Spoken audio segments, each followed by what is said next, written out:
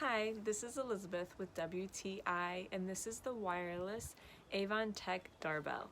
This doorbell I've had for the past year, and it has survived all of the Northeast winters. I love that it has two transmitters or two doorbells, so I have one in my front and my back door, and you can actually program them so the chimes are different for each door, which I find that super amazing.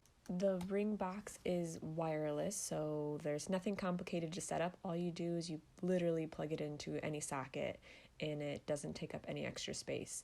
You control the different tunes that you want it to play and you control how loud you want it to be. What I love about this doorbell is that it's renter friendly. So I rent my apartment and I wanted to have a doorbell, but the one that we currently had was broken and it was too complicated to figure out. So when you need to update your doorbell, you are not going to find a more user-friendly than this wireless doorbell.